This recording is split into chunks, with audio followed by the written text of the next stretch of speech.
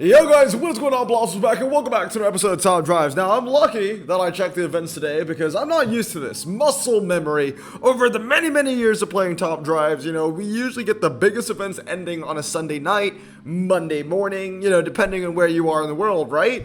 Well, luckily I checked because the Eliminator final only was out for like 2 days and is ending in 10 hours, which is crazy. Honestly, to think that in 10 hours, I would have had an entire night's sleep, I would have woken up, I would have done probably my 10K maybe. I don't know if I want to do a 5km or 10km tomorrow. I can already see it. From 9 hours from now in the future, I'm going to be sitting at kind of like so I run around a stadium.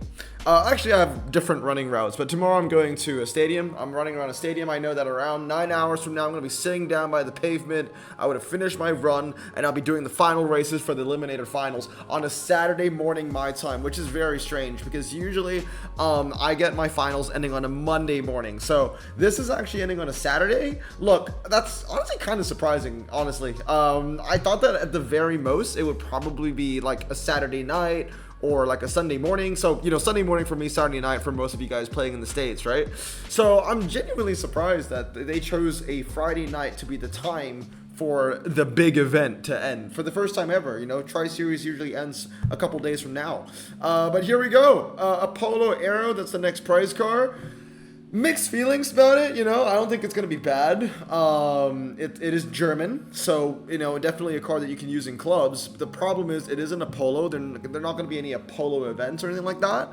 But, yeah, I'm looking forward to it. Top 20 instead of the top 12 winning the prize car. And instead of a 500-man bracket, it's a 100-man bracket. So this is going to be interesting. We're going to join it right now, just in case I need to make any, last-minute upgrades. I still have time to do so without skipping any fuses. So what am I currently using? I'm using 2 Bugattis, and I gotta say it is quite refreshing to use these cars. I've got 3 of these Bugattis, right? And they don't get any use because they're OG cars. It's nice to see some OG cars get used.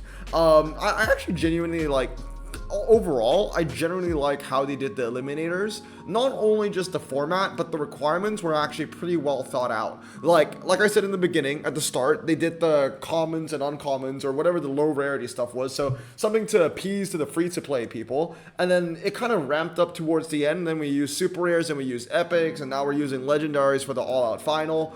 I like it, honestly speaking. I've been very critical about the game recently, and I've been very, demotivated to play. But I gotta say that this was done pretty well, in my opinion. I genuinely think that it's alright. Alright, let's see how far we can get. So, Slalom, Monaco G-Force, Car Park, Twisty Circuit, G-Force tests. A lot of twisty tracks, right? And these Bugattis, they don't really handle. So you're going to have to put in some handling upgrades into these guys for them to actually really sing. But yeah, we're sitting 215th. Not 215, sorry. We won by 215 points as well. So yeah, it's actually genuinely pretty cool. There are... Ooh, Kevin! Let's go, boy! But yeah, there are a lot of people out there with Chirons, right? I mean, the Chiron is one of the oldest cars in the entire game. It's been here since the beginning, so you have, a full 8 years. If you've been playing since the start, you had a full 8 years to unpack this once. Never got the chance. I got the Veyron once on a summer day in 2018, and I pulled the Bugatti Veyron 16.4, as you can see, 3 times. So never can you imagine if I had, if I pulled the Chiron 3 times, I would have been set for this event. But having the Veyron, still very, very cool. I did see one recently. It's very rare to say that I recently just saw a Bugatti Veyron, but I did. I was driving by a neighborhood that's pretty close to my home. But instead of taking the highway, I kind of took the back roads, so through a suburban area, and it was a really rich neighborhood, right? And I was driving by one of the houses. If I have a photo, I'll put it here. I saw this car. It was underneath a blanket. I saw it from afar, right? It was underneath a sheet. And I drove a little closer because I thought I was curious to know what it was. I thought it was some kind of Ferrari actually. And then I got closer and I couldn't believe my eyes. I was like, wait. That's a Bugatti. That's a Bugatti. I was not expecting. I was genuinely not expecting that. They're very, very rare cars to to see one just sitting at home just like that. Usually when you think of a Bugatti, right, like anyone that owns a Bugatti even, you would think that they live in like a massive mansion that's like gated and guarded, and like maybe it would be locked in a garage where, you know, there's a shutter so you can't even see what's beyond the gate, right? But this one was honestly it was a decent sized house, you know, pretty small garage, and just sitting there was just a Bugatti Veyron, and I was like, wow. You don't see that every day. Honestly, you do not see that every day. So it was kind of nice to see that. You know, I've never seen a Bugatti. I think that was like the third time in my entire life that I ever saw a Bugatti. I've seen a couple of Veyrons here and there. I think I've seen a Chiron like once maybe. But yeah, it was pretty cool to see. And yeah, overall, I'm just kind of happy that we get to use our OG cars again. I mean, when do you ever get the chance to use OG cars like these, right? So hopefully they'll utilize more of this in the future. Maybe not too soon. It's good to always spread it out. It's always good to find a balance. For example, I did like the idea of the boss challenge, but then they started doing it like non-stop. Until today, we're still getting boss challenges. And I just genuinely think like if they just spread it out a little bit more, you know, like a balanced meal, I feel like, you know, there's a lot of it'll be a lot more fun, you know? I mean, looking at this hand over here, 3 of the cars are OG, right? The NSX, which used to be an Acura, now it's a Honda. 2 Bugattis as well. Also, that NSX used to be American, now it's classified as a German car. Sorry, not German car, Japanese car. So yeah, those are all OGs. What are some other OG cars which, you know, honestly need some love? Non-prize OG cars. I mean, Koenigsegg's, in my opinion, Koenigsegg's are considered new. Even the Porsche 962 is considered new. That came like later on. It didn't even come in like the first batch of Porsche. Like if they did like first batch of Porsche, like that would be pretty OG. I know it wasn't in the beginning set of cars. Porsche wasn't with, you know, the beginning launch of top drives. But if you had some OG Porsches in here, I think that'd be pretty cool. That's a lot of 991s, right? So OG Porsches would be like the 991 Turbo or the 991 911 Turbo S. Those two would be OG. GT3. I don't remember if GT3 actually came in that OG set of Porsches. I don't think they did. 911 GT2 RS was definitely in that set.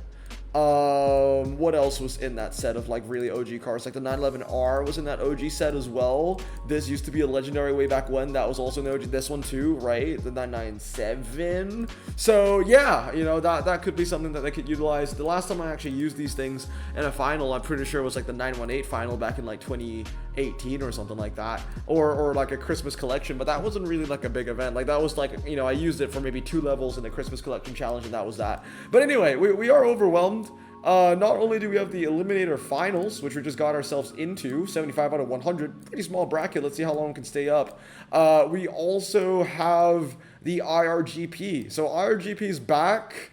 All 3 stages, and this is interesting. This is a 5-day event. How many races can we rack up over 5 days? That's going to be very interesting. Now, I made some mistakes from the last IRGP in a sense where I wasn't really paying attention, and in the end, I had to work super hard for the BMW because I kind of just forgotten about the first 2 IRGP events because I didn't know that it was that cutthroat. I mean, it isn't that cutthroat. It's just that I really didn't care the first time it came around. So this time I'm going to be more focused. I'm going to be more head-on about it. Let's look at the prizes that we have on the table. So I would love to get this one for sure. It is the Diamond Pack. It's not the Black Diamond Pack, but it is the Diamond Pack, where you have a 10% chance of a legend for the second card, 100% chance of a legend for the first card, but it could be an 80 to 105. I really wish they tweaked the Diamond Pack where it was at least 83 to 105, because then that will emit you know, Robin's little cracked up wondrous world, right? And then there's the Titanium Pack that you can get as well, which I think is pretty cool. So I will be trying my best, you know, to see how high I can finish over all 3 events. They're also ending at different times this time, which is nice. Which means that there actually is a chance that you can tier 1 on every single event.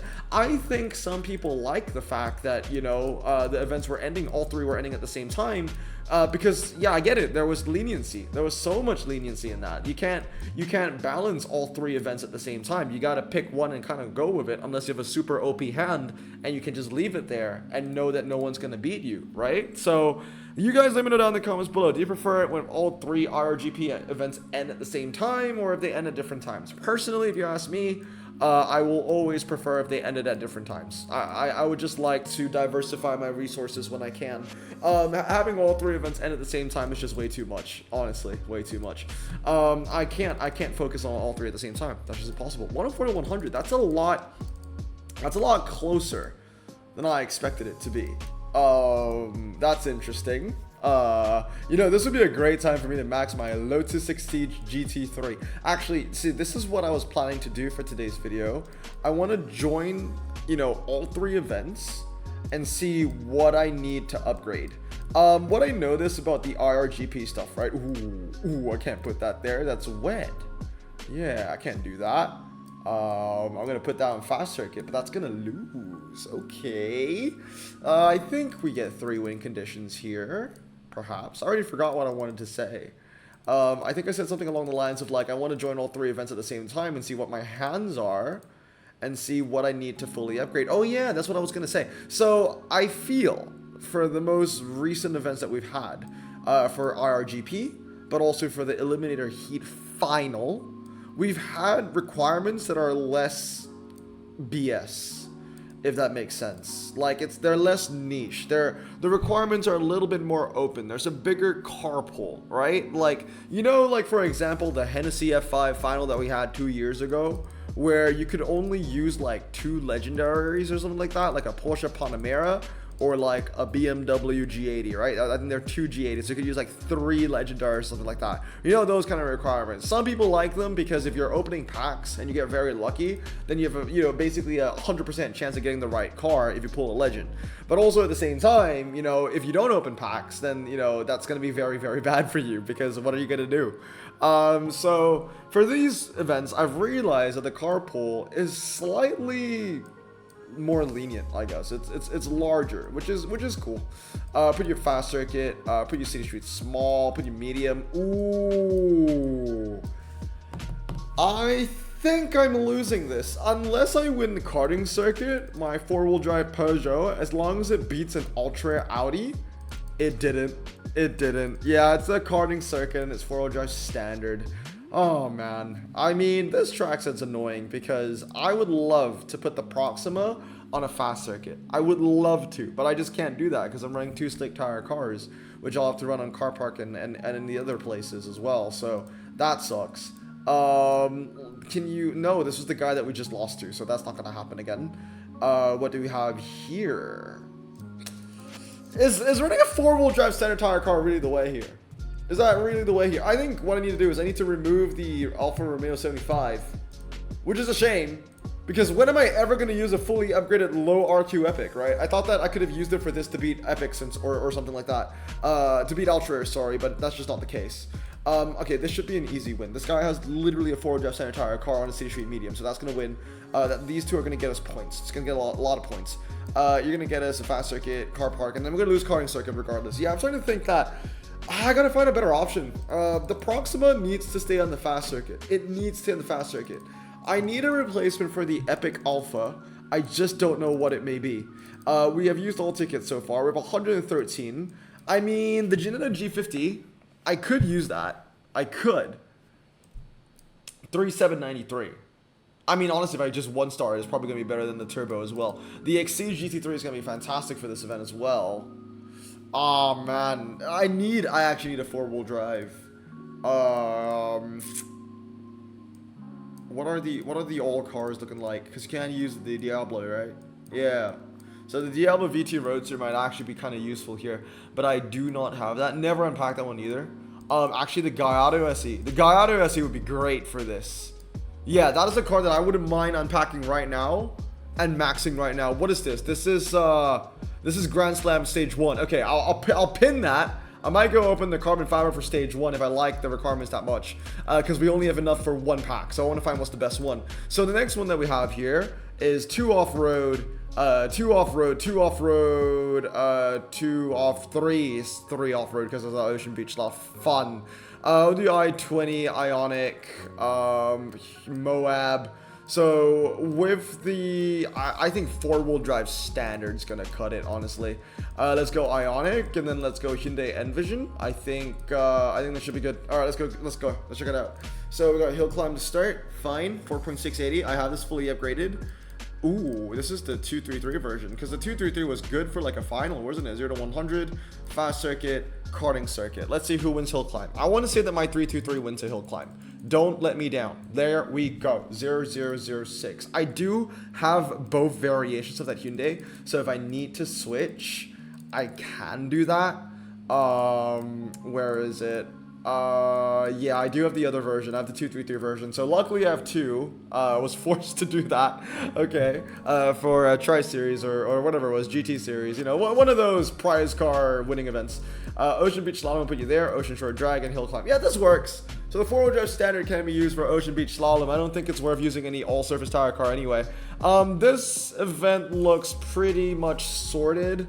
I don't think I need to find myself opening any packs for this. I don't think I'll be getting a tier 1, but I think it'll be a good enough, yeah, it'll be a good enough position. Now we got the big one here. We've got the Grand Slam. Usually when it comes to electric, I don't do well because everyone that has a Rimac is just gonna win by a crap ton. But because it is filtered by saloon, hatchback, and convertible, you cannot use the Rimac for once, which actually gives me a fighting chance. So we have 3 wet, 3 wet, 3 wet, and 3 wet. Okay, we need a medium ground clearance as well. You can only use 1 slick tire car, so we're going to be using the Hyundai. We're going to be using both these Hyundais again. 330D and a Porsche Taycan. Yeah, because there's a fast circuit wet, fast circuit wet, fast circuit wet again.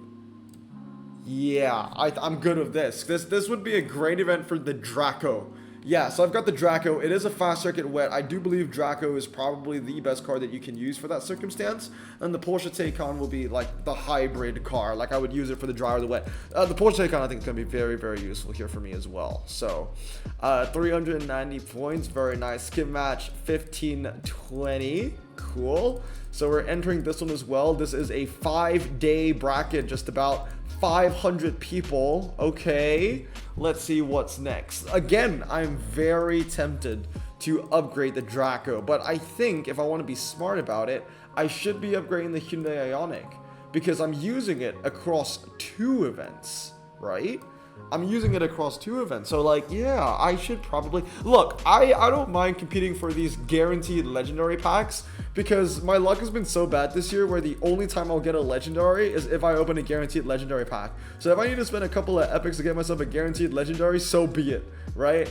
I'm gonna put some upgrades in the Ioniq most likely because that's gonna help me across 2 separate events.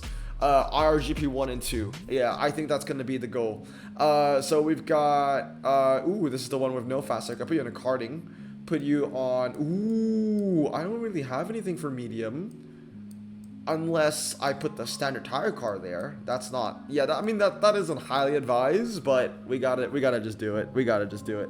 Okay, here we go. Car park, boom, 61 points. Skip match, yes, 313 to 0. I can't believe I'm saying it, but I think the pack that I want to open the most is IRGP Grand Slam 1, and that's because I want a chance at that Lamborghini. I know that the odds are going to be very low, and I know they're against my favor, but you know, I'm gonna give it a try. I have 2,000 gold. I have 2,000 gold, so just enough for the stage 1 regular, right? Which is still, this is slightly boosted, right? No, it's not slightly boosted. That's actually very sad. Usually in a Tri-Series, it's like, this one's slightly boosted, but I can't afford this one.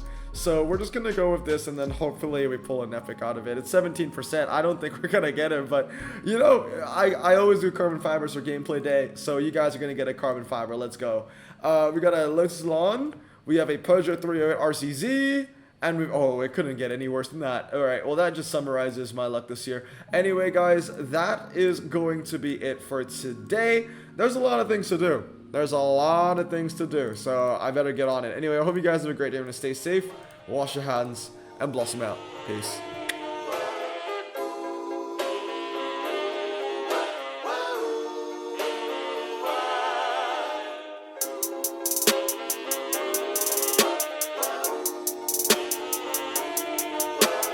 Bro, this song just makes me so happy. Me too.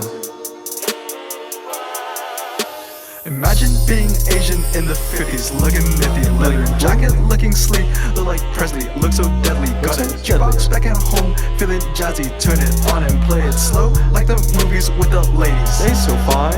Imagine being Asian in the 50s, looking nifty, leather jacket, looking sleek, look like Presley, look so deadly. Got a jukebox back at home, feeling jazzy, turn it on and play it slow, like the movies with the ladies. They so fine. Sit back, relax in my Bonneville Pontiac. Hold tight all night, cruise to Jackson.